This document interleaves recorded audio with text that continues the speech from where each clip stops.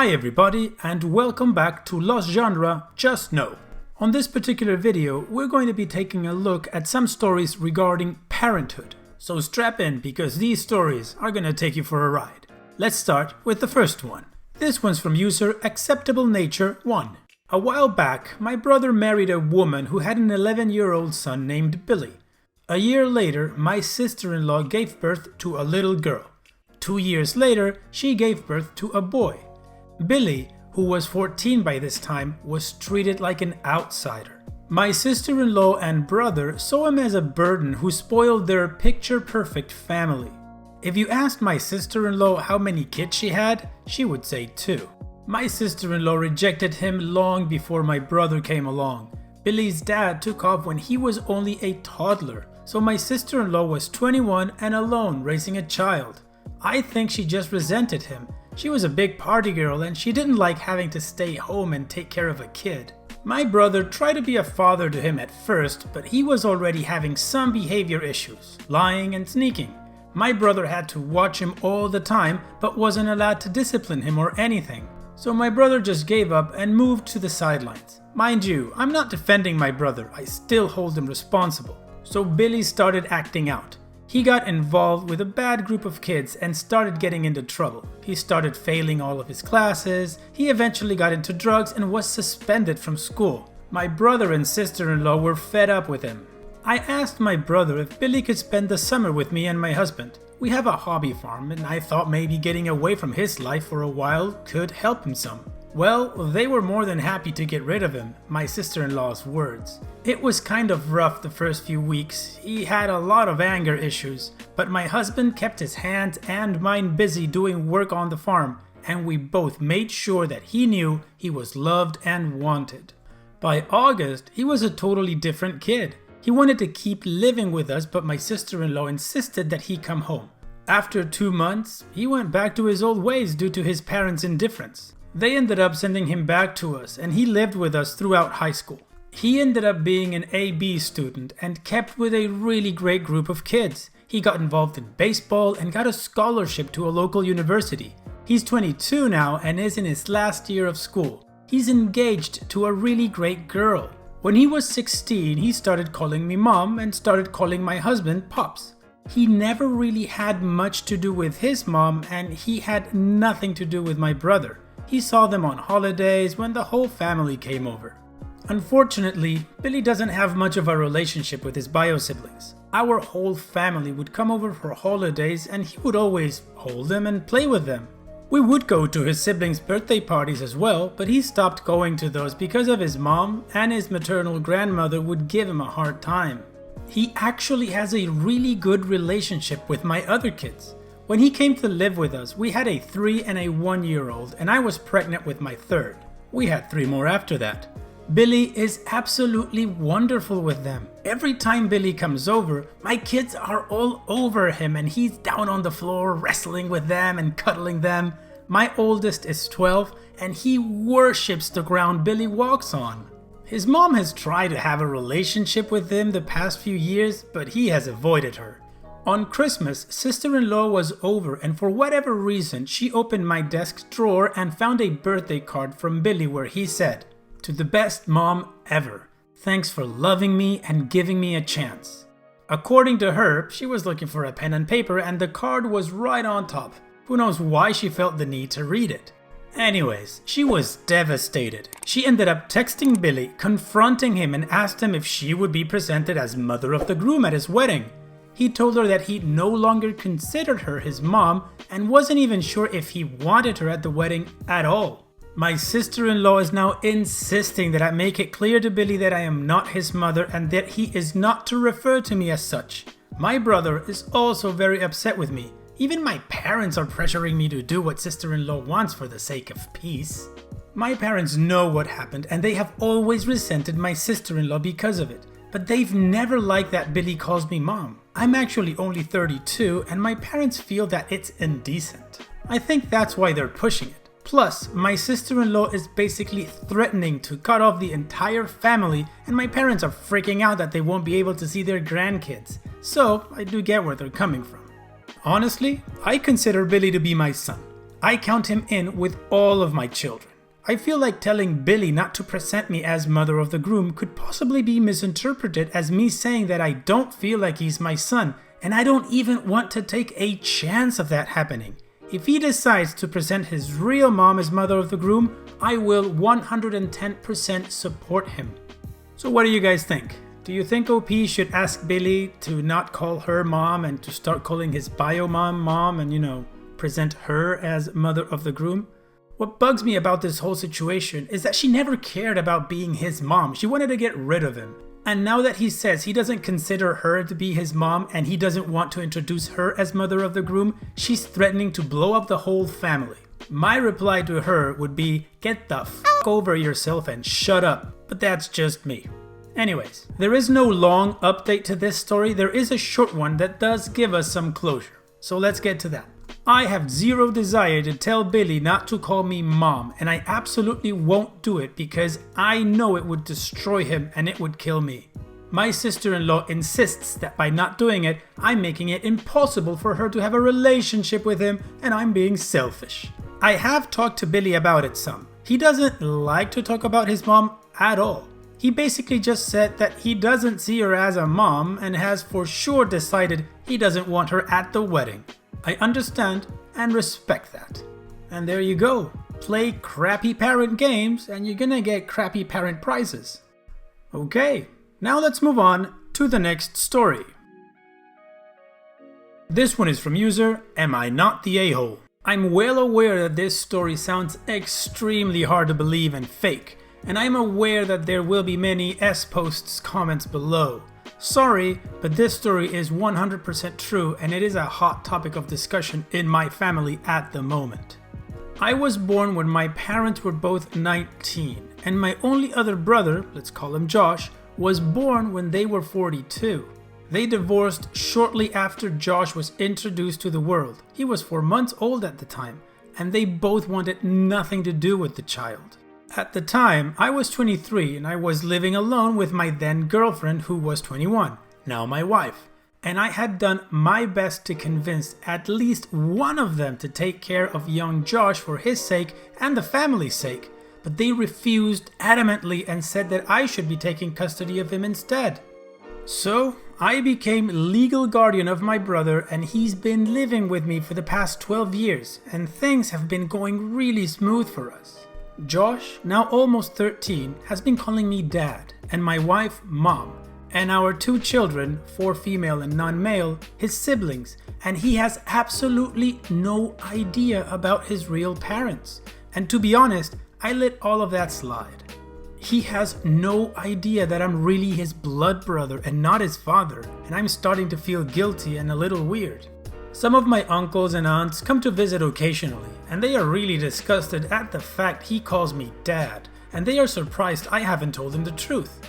They constantly messaged me and talked to me in private, and I cannot chat with them without this one particular topic rising up, badgering me to let them know already, but I refused. I discussed this with my wife and she thought it would be wrong to tell him the truth because none of my parents wanted to take care of him and I'm the only person in the world who gave him the father figure everyone deserves. I feel that he has the right to know what he is to me and what I truly am to him, but he's suffered enough already and I just want things to continue how it is. Should I let him know the truth? This is a difficult topic to handle. I mean, what would be the perfect age for OP to tell his brother/son who he really is? Do you think he should have done this when he was 3, 4, 10? Or now that he's 13 or almost 13 or later when he's 18? When would be the time to break this kind of news? Because these are world-changing news. The person you know is your father suddenly tells you, hey, you know what? I'm not really your dad. My parents are your parents. We're actually brothers. But I adopted you because our parents didn't want anything to do with you. Now, of course, you wouldn't say it like that because you would have more tact than what I just described, but that's basically the news you are telling. The good thing about this story is we don't have to guess because OP gave us an update. So let's get to that. I went to my local therapist and told him about my situation and asked what to do. To keep it short, He said he's heard similar recounts from before and said it is best I tell him as soon as possible for multiple reasons, and to make sure that my bio children are present, also multiple reasons. I asked a few of my closest friends and the majority said more or less the same thing. My wife and I decided to sit the kids down and burst the big bubble. I asked my brother Josh to come closer and I made sure I held him close and make him feel comfortable. He asked, "What's going on?" I started by saying how much we cared and loved him. Then I told him everything about my parents. I put them in a bright light in hopes of a reunion. And who am I to him? Then quickly hugged him and my other two kids together and told them that I love all my children the same and nothing is going to change my love for him. He was shocked and asked if I was joking, but I was starting to cry a little at this point, so he knew I was serious. My bio children were very surprised too. He was in tears and asked me why I didn't tell him sooner. I didn't know what to say and said, "I was just trying to protect you. I'm sorry and I hope you can forgive me." But unfortunately and understandably, he left. He didn't talk to me as much. Again, understandably so. I continuously offered him to go out to the park and play a bit of football. He loves that, and all of his favorite things. But he just outright declined and even got a little angry sometimes for me even talking to him. I thought I messed up big time, until one day while my wife and two children were out doing shopping and we were alone, he came up to me and said, "I know you're not my real father, but I want to let you know you were the best dad in the whole world. Sorry for before." I hugged him and things got pretty emotional. It would be a big lie to say my house is normal now, far from that, but things are slowly, ever so slowly, starting to brighten up. There's no longer anything to hide anymore, and it feels like we are born again. Josh is a tough kid, and he handled this far better than I believed he would. I'll be looking into therapy for him to help him recover just in case it doesn't go well in the long run. I'll strive and continue to be a great dad to my kids and a great dad to my brother/son. So there you go. The truth came out. It was awkward at first, but then eventually it started getting back on track and Josh has accepted his brother as a father and, I don't know how the relationship is now, but they say it's good. I would think that's good enough for us as well. Alright, and on that note, let's move on to the third and final story. This one is from user Spicy as a Baguette. I, 28 female, obtained custody of my sister's 35 female kids, 9 male, 4 female, 2 female, back in 2018, after she left them alone for 2 weeks to go on a trip, a drug bender. Of course, this was a huge transition for the kiddos. They had to be moved schools and daycares and of course couldn't see their mom anymore. Now, the kids are doing better and definitely lead happier lives. Recently though, my sister was released from prison and wants to see the kids again. She called me, begging to have a visit with them and telling me that I could give them back because she was out of prison now. I've had a talk with the 9-year-old and he says that he doesn't want to see his mom yet and that he hates her for leaving him. The girls have no memories of her and the smallest one was only 3 months old the last time she saw her. I do feel like I could have helped them foster a better relationship with her, but I don't want to force the oldest into meeting her when he absolutely doesn't want to. Still, my close family has told me that the oldest doesn't know what he's talking about, and it's my fault the little ones don't remember their mother because I didn't take them to see her when she was in prison. They also told me it's my responsibility to force them to meet her, even when they don't want to, because that's what's best for them and they shouldn't grow up without their mother. OP, your family's wrong. You don't force them, first of all. And your sister is an idiot. The moment she decided to neglect being a mom because she wanted to go have a drug bender, that's when she lost at parenting. And now that she's out of prison, she wants her kids back because she thinks she's a mom? No, I am sorry. Any horny idiot can have a kid, but it takes true character and self-sacrifice to actually be a parent. So in my opinion, the sister has to prove that she is fit to be a mom to the children that she abandoned. And that's not gonna happen by forcing the kids to go see her. But that's just my opinion. In any case, we have an update, so let's get to that. I gave my oldest 2 weeks to really think about whether he wanted to talk to my sister or not. I figured that the decision he made at first might have been made out of anger, so I wanted to give him time to make such an important decision. Ultimately, he decided that he did actually want to talk to her. I have to admit, I was a little bit surprised, but we set up a Zoom call between them anyway, of course with me supervising. Right before the Zoom call, he admitted to me that he wanted to talk to her just to see if she'll say sorry. She did not say sorry. Actually, she opened the call with, "Hello, it's been so long. I guess you're ready to come home with me now?" And then she noticed I was sitting there with him and almost immediately launched into accusations about alienation and how I have to give the kids back now or she'll call the police and say I kidnapped them. My oldest was very obviously disgusted. He asked her if she was going to apologize to him, and she actually had the audacity to ask what she had to apologize for. At that point, he just shut off the Zoom call. I asked him if he was okay, but he spent the rest of the afternoon in his room by himself. That night, he told me that he never wanted to talk to her again. Ever. I told him that never is a long time, but that we weren't going to make him talk to her if he didn't want to, and we were never ever going to give him back to her. He told me that never is a long time. We told him that in this case, it meant never. I'm still shocked. I don't know what happened to my sister. She was my best friend as a kid. She was almost my second mother. She was sweet and caring and nice. I just don't know how all that changed so fast.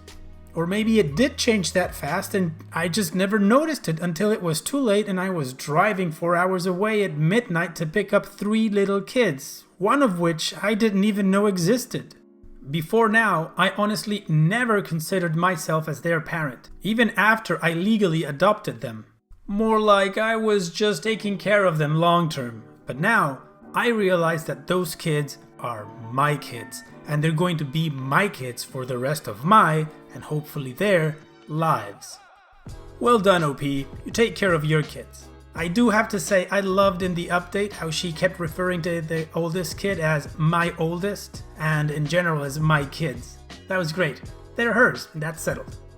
Let's hope the sister comes around and they eventually can create some sort of relationship where they all work together and those kids have 2 moms who really love them. Alright, and once again, we've reached the end of the video. Like usually around this time, I ask you guys that if you did like it, go ahead and click like. And if you haven't subscribed, you're just 1 click away. Alright, well, having said all that, I'll see you guys on the next video.